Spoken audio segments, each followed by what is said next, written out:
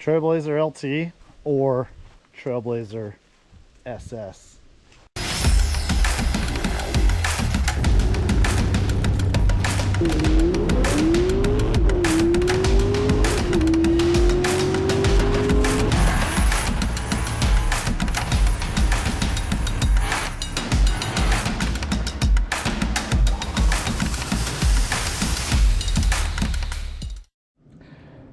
Check out that monster truck ride height. What's going on, everybody? Welcome back to the channel. So if you're new to the channel and you're just joining us, this Trailblazer is a 2009 Trailblazer LT with a 4.2 inline 6 Atlas motor. Well, on the last episode, we dyno tuned it at Faster Prom.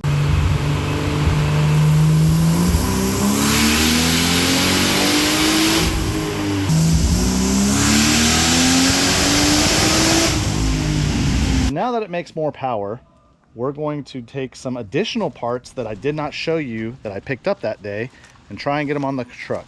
So we picked up some BMR lowering springs and some Trailblazer SS wheels. Now I'm super excited about these wheels because, as most of you may know, the Trailblazer SS bumper is already on the Trailblazer. So with the SS wheels, it will look way more like an SS, and really the only thing that I want to do afterwards is put a front bumper on it. Now, I know the SS headlights and grille are specific, but to be honest, I think these look fine. Plus, I want to try something, and this is the high beam here.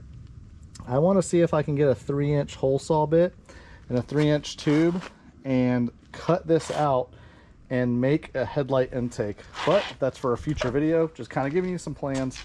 So eventually I'll get the SS front bumper, and then the SS front bumper, the wheels, the rear bumper, it will look very similar to an SS, and unless you're really paying attention, you're not going to know it's not one.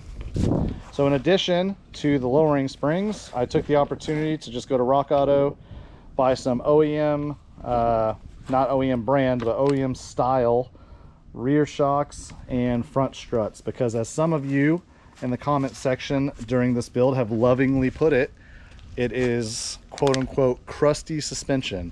Now, as much as I want to be upset at that comment, you're not wrong. Unfortunately, at some point in this vehicle's life, it was up north. If you are knowledgeable of the Trailblazers, unfortunately they do suffer from a bad reputation of getting rust, whether it was a northern car or not.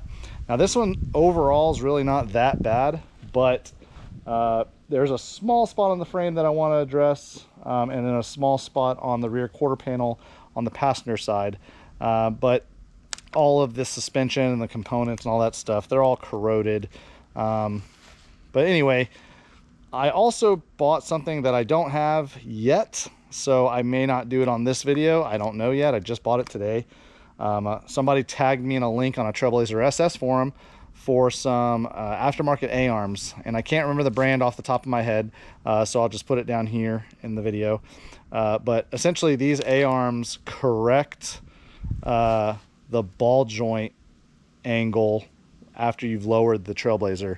So what happens is when you lower these, it really puts the, here, let me show you, it really puts this ball joint here at like a pretty nasty angle. So this new upper arm, I think when you lower this, it's going to want to push this out, I believe. So I believe this upper piece that the top half of the ball joint connects to, I think it comes further out to help correct that, maybe that toe, or not the toe, sorry, the camber. So I'm not 100% sure, but I heard it was recommended from the guy that I got the BMR springs from. Actually, the guy that I got the BMR springs from, super cool guy. His name is Lee, one of the original founders of BMR. Super nice guy. May wind up, I got the springs and the wheels from him, and may wind up getting a good amount of parts from him, such as Trailblazer SS drive shaft, front and rear, a front Trailblazer SS differential, and potentially a Trailblazer SS transfer case, which would mean that this thing would be all-wheel drive all the time, which I'm okay with that. so I can get rid of the 4x4 selector switch in the dash, and I can put a gauge there. The only thing that would be missing at that point would be the Trailblazer SS rear end, because all Trailblazer SS's came with 410s, whether they're front wheel drive or all-wheel drive or rear wheel drive. This, if you didn't know, has a 342 rear end. They had many options, but that's what this has. So I can't just put a Trailblazer SS rear end in here with my front diff being different gear ratios. I would never be able to use four-wheel drive again unless I switched the rear diff to a 342, which I'm not going to do. So going from the 342 to the 410 rear end is going to help this thing accelerate way harder off the line and should help it cut some better times at the track, which, by the way, I'm super excited to take this thing to the track and do some 8th mile testing. But let's go ahead and get this thing in the air, see how crusty it is, see if we can get it off. I want to start with the front first. The rear is very easy. You just take the rear shocks off, pretty much stand on the rear end, pull the spring out, put the new spring in, put the rear shock on. I mean, the rear end honestly will take like 30 minutes, crusty or not, knock on wood. Hopefully I didn't just jinx it, but the front can be tricky, and let's go ahead and get to work. All right, well, there she is, super crusty. Went ahead and put some WD-40 in all these pieces I'm gonna break loose. Got them up on top of the strut up top there. I may have to loosen these bolts on the side of the upper A-arm to swing it out of the way, but I'm not sure. I do know that you have to bust the, I guess you can call it the knuckle from the top of the A-arm, and then we'll have to take this link out. Now the bottom bushing of this link is like gone, and the other one actually rusted here. It's just broken. You might have seen that in an earlier video. A long time ago there was like a Pet Boys up the road that was going out of business, and I bought these knowing I'd use them eventually. But these are some Energy suspension sway bar end links that I bought for like, I mean, I think they were on sale for like $4. And I was like, you know what, one day I'm going to use these. I actually have another box as well. So I bought 2 different lengths, and this length never really matched any vehicle I had at the time. But if you set it up here with everything installed, you can see that it is like this rod length matches what's in here with the bushing. So that'll be perfect. Looks like I'll actually finally get a chance to use those things. So I'm gonna go ahead and break this free. Hopefully everything cooperates, because my goal is if I get done in time, I can actually go to Test and Tune tonight. Now I won't be on the SS wheels, I'll be on the stock wheels, because I kind of want to get people's reaction while it still looks like a sleeper. May not sound like a sleeper, but it definitely looks far from an SS currently. So that's kind of my goal. Plus the 17-inch wheels, actually, the stock ones, that's actually what I'm going to use for the drag wheels. So once we start getting things turned up and figuring some more stuff out, getting an intercooler on it, we'll probably put some radials on these wheels, and that way we'll have the lighter 17-inch wheels for the drag wheels and then have radials on all 4 corners.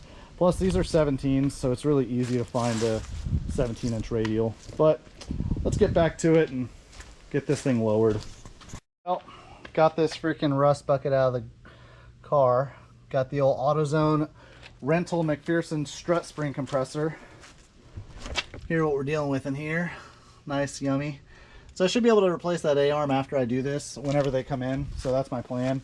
They're probably not going to be here for a couple days till next week. So I want to at least get it lowered. Doing the A-arm should be pretty easy. You just separate that knuckle and then take those off. I hear a cutie. You gonna come and help me? Okay. There she is. What a little cutie.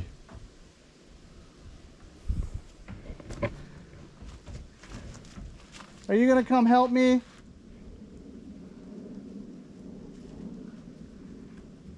What are we gonna do? Are we gonna work on the race car? I got fit by that. No way. What color are they? Yellow. No way. Is that your favorite color? Yeah. Yeah. Look what Daddy's got going on here. Daddy made a big mess. Yeah. Yeah. All right, so this is the passenger side. Driver side's all finished up. New BMR spring, new energy suspension, sway bar end links. Again, the upper control arms will be done when they show up. That will correct this ball joint angle here. But other than that, now that the fronts are done, I'll put this wheel back on, put it back on the ground, go to the rear. Hopefully the rear is as easy as I'm anticipating. Typically you just jack the rear end up, put both sides on jack stands, loosen or remove the rear. Oh, actually this is a good, sorry, this is my ADHD kicking in, but this is a good time to show you. I thought Trailblazer SS Silvers were silver, but this is a good indication to show you this is a silver of an LT. This is the silver of an SS. Now maybe SS has the same silver, but this looks like more of like a pewter.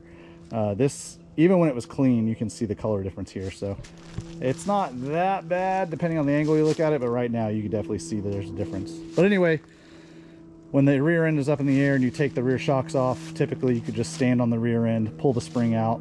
The new spring is shorter, so the new spring goes in, jack that side up, re-bolt in the new rear shock, good to go. So the rear should take 20 or 30 minutes, but I've said that before and been way wrong. Hey Ruby, the truck is that way. We got to go work on it. Oh. Yeah? Are you my little tiny human helper? Yeah. Oh, you gonna hold it for me? Yeah. You're so funny.